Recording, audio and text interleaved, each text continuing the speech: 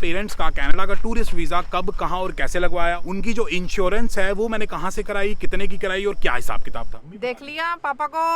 Mummy बता, हिसाब किताब बहुत ही महंगा पड़ेगा, बंदा एकदम खत्म हो जाएगा। So hey guys, this is Gud Sahib and welcome back to my channel. I hope you all are doing very well. तो यार थंबनेल और टाइटल देख के आप समझ गए होंगे कि फाइनली मेरे पेरेंट्स इंडिया से कनाडा आ रहे हैं। तो बेसिकली यार मैं एज एन इंटरनेशनल स्टूडेंट 2018 में, मतलब 5 साल पहले कनाडा आया था। तो 5 साल हो गए मैं अपने पेरेंट्स से नहीं मिला हूँ। तो मैं बहुत ज़्यादा एक्साइटेड हूँ, बहुत ज़्यादा मेरे को खुशी हो रही है कि भी उनको कनाडा दिखाऊंगा, यहाँ का लाइफस्टाइल क्या हिसाब किताब है, वो सारी की सारी चीज़ें दिखाऊंगा। और आज की इस वीडियो में ये भी बात करेंगे कि उनकी इंश्योरेंस का क्या हिसाब किताब था, उनका वीज़ा मैंने कब, कहाँ और कैसे लगवाया था, कौन सा उनका वीज़ा है, और साथ के साथ टिकट्स का क्या सिस्टम है वो भी बात करेंगे। So without wasting any more time ये सारी चीज़ें करते हैं। Let's get started with this video.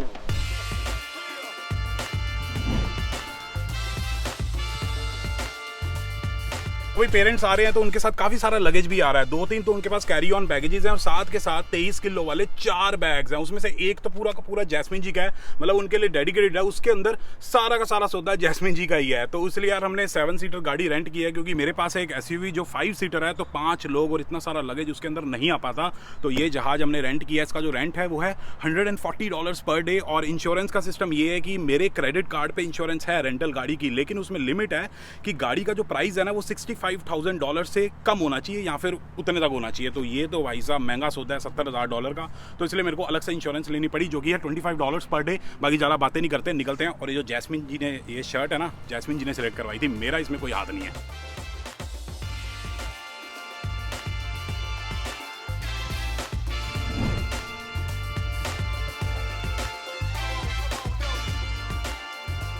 यार पेरेंट्स लैंड कर गए हैं, उनका भी फ़ोन आया था लैंड करते ही कि भैया हम सही सलामत कनाडा पहुंच गए हैं। तो मज़ा तो उनको बड़ा ही आ रहा होगा। बाकी अभी इमिग्रेशन वगैरह होगा, पासपोर्ट पे स्टैंपिंग वगैरह होगी, और साथ के साथ उन्हें अपना लगेज वगैरह लेना होगा। और वहाँ इंडिया से निकलने से पहले हमने एयर टैग खरीदवा के उनको लगेज में सारे एयर टैग्स वगैरह डलवा दिए थे, ताकि ट्रैक करने में ईजी हो जाए। इन केस अगर लगेज लंदन जहाँ ट्रांजिट था वहाँ रह जाता है या फिर कुछ भी होता है, तो एटलीस्ट हमें पता रहेगी कि भाई बैगेजेस वगैरह कहाँ थे। तो ये हिसाब किताब है। तो मैं आप लोगों को सजेस्ट करूँगा कि अगर आपके पेरेंट्स या फिर कोई भी नोन बंदा कनाडा आ रहा है या कहीं भी जा रहा है, तो एयर टैग्स उनके बैगेजेस में ज़रूर डलवा देना। यही हिसाब किताब है। बाकी निकलते हैं, हमें 10 मिनट लगेंगे एयरपोर्ट पहुँचने में।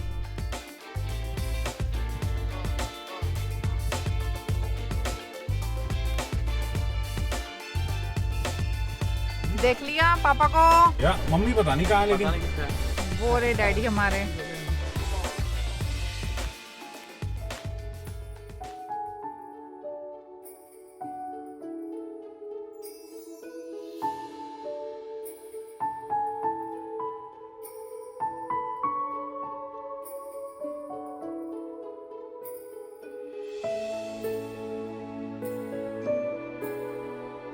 हेलो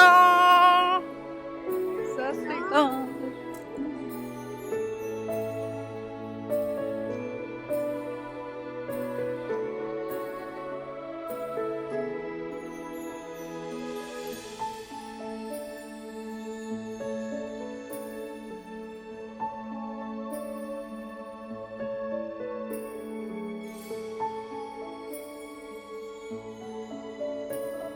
फाइनली मेरे बच्चे।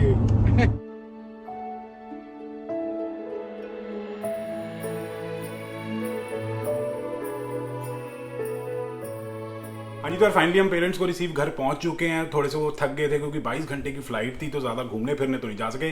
लेकिन हम उस गुरुद्वारे में मत्था टेकने ज़रूर गए थे, जहाँ पे जैस्मिन जी और मेरी मैरिज सेरेमनी हुई थी। तो भगवान को थैंक यू बोलने के लिए कि भगवान ने हमें ये दिन दिखाया कि पेरेंट्स कनाडा आए और उनके साथ हम अपना टाइम वगैरह स्पेंड करेंगे। बाकी अब थोड़ा केक वगैरह कट करते हैं, उनको प्रॉपर तरीके से वेलकम करते हैं, और फिर आप लोगों से मैं बात करता हूँ वीज़ा के बारे में, इंश्योरेंस के बारे में, टिकट्स के बारे में, उन ये सारी चीज़ों के बारे में। सही बात है।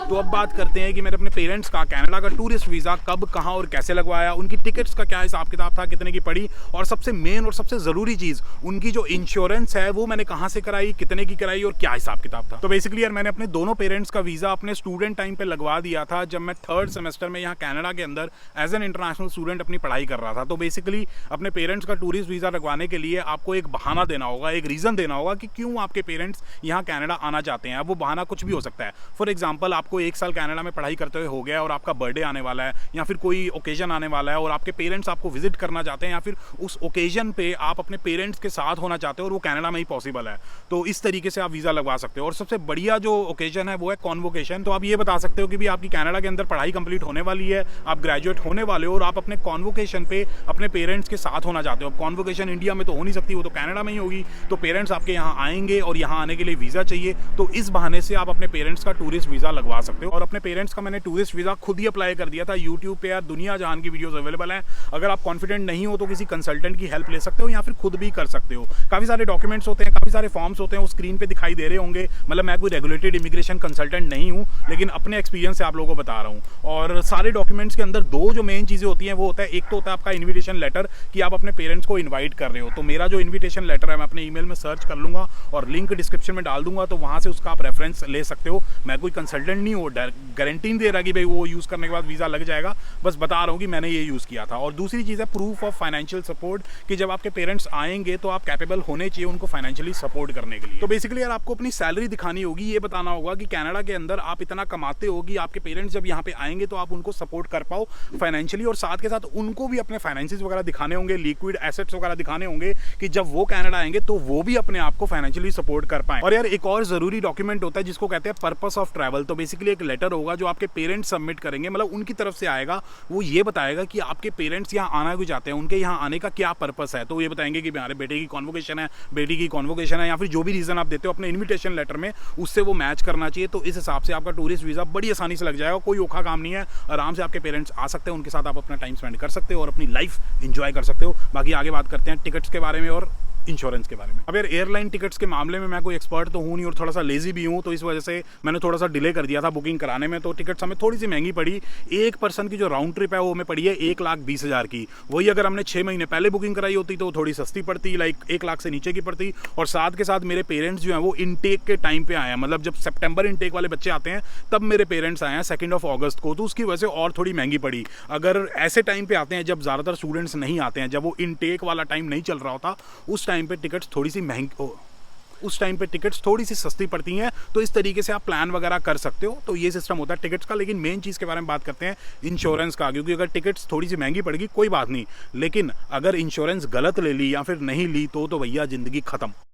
और साथ के साथ ये भी चीज़ है कि अगर आपकी एयरलाइन टिकट में ले ओवर होगा, फॉर एग्जांपल मेरे पेरेंट्स आए हैं इंडिया से लंदन, लंदन से कनाडा, अगर कोई ले ओवर नहीं होगा, डायरेक्ट फ्लाइट होगी जो पेरेंट्स प्रेफर करते हैं, तो वो थोड़ी सी महंगी पड़ेगी। तो ले ओवर वाली लोगे तो थोड़ी सी सस्ती पड़ेगी, लेकिन आपके पेरेंट्स कंफर्टेबल होने चाहिए। तो ये हिसाब किताब है। हाँ जी, तो यार अब बात करते हैं इंश्योरेंस के बारे में। तो बेसिकली अगर आपके पेरेंट्स टूरिस्ट वीज़ा पे कनाडा आ रहे हैं तो सबसे इंपॉर्टेंट चीज़ है इंश्योरेंस। किसी भी चीज़ पर कॉम्प्रोमाइज़ कर लेना, लेकिन ट्रैवल इंश्योरेंस आपको अपने पेरेंट्स की ज़रूर करानी है, क्योंकि यहाँ कनाडा के अंदर किसी टेम्परेरी रेजिडेंट का अगर कोई मेडिकल बिल बन जाता है या फिर हॉस्पिटलाइजेशन हो जाती है तो भैया हिसाब किताब बहुत ही महंगा पड़ेगा, बंदा एकदम खत्म हो जाएगा। तो मैंने अपने पेरेंट्स की ट्रैवल इंश्योरेंस उनके आने से पहले ही करा ली थी। 3-4 क्राइटेरिया थे जो मैं मीट करना चाहता था। सबसे पहली चीज़ ये थी कि मेरे को कैशलेस इंश्योरेंस चाहिए थी, मतलब इन केस अगर कोई प्रॉब्लम आती है, कोई बिल आता है, हॉस्पिटलाइजेशन होती है, तो मेरे को अपफ्रंट पे ना करना पड़े, मतलब कैशलेस हिसाब किताब हो कि भैया इंश्योरेंस के थ्रू ही सारा हिसाब किताब हो जाएगा।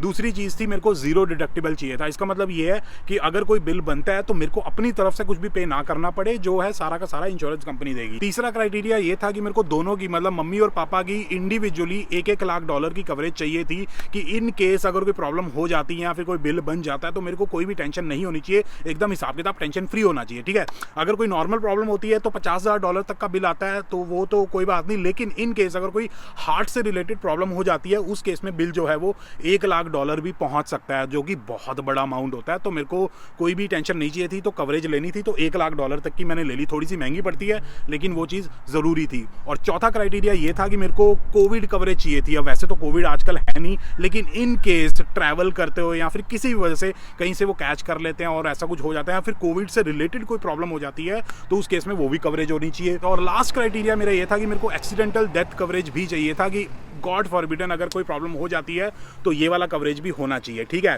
तो मैंने काफ़ी सारी कंपनीज को कांटेक्ट किया। जिस कंपनी कंपनी से मेरी एम्प्लॉयर वाली इंश्योरेंस है कैनेडा लाइफ, उनको भी मैंने कॉन्टैक्ट किया, मैंने मैन्यू लाइफ को भी कॉन्टैक्ट किया, मैंने सन लाइफ इंश्योरेंस को भी कॉन्टैक्ट किया, लेकिन हिसाब किताब बढ़िया बन नहीं रहा था, थोड़ा सा महंगा सिस्टम था उनका। और साथ के साथ यार वो मेरे को ढंग से कुछ बता नहीं रहे थे। वो ये बता रहे थे कि भैया ये हमारे पास 3 पैकेज है, सस्ता, थोड़ा सा महंगा और सबसे महंगा, तो आप बता दो आपको कौन सा चाहिए। तो मेरे को कुछ पता नहीं लग रहा था, ढंग से समझा नहीं रहे थे। तो मैंने, मेरे एक रिलेटिव रहते हैं या मिल्टन में, तो मैंने उनसे बातचीत की। उन्होंने मेरे को एक ट्रैवल एजेंट, इंश्योरेंस एजेंट का नंबर दिया। जैसे प्रॉपर्टी डीलर होते हैं, मॉर्गेज एजेंट होते हैं, वैसे ही ये इंश्योरेंस एजेंट भी होते हैं कनाडा के अंदर।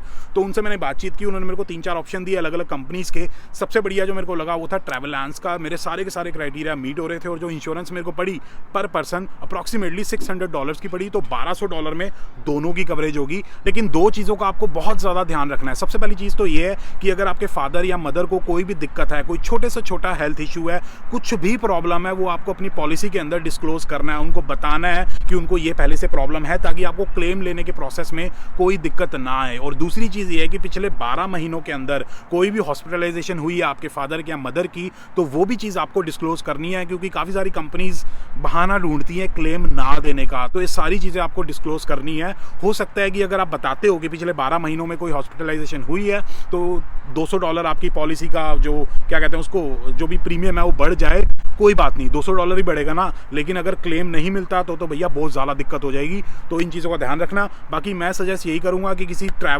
इंश्योरेंस एजेंट को कॉन्टैक्ट करो, और उससे आप अपनी इंश्योरेंस वगैरह करवा सकते हो। तो ये हिसाब किताब है। बाकी अगर आप लोगों को वीडियो पसंद आई तो please like, share and subscribe. और आगे आने वाले टाइम में बहुत ही बड़ी वीडियोज़ आने वाली हैं, और जब तक वो नहीं आती हैं, stay healthy and keep hustling.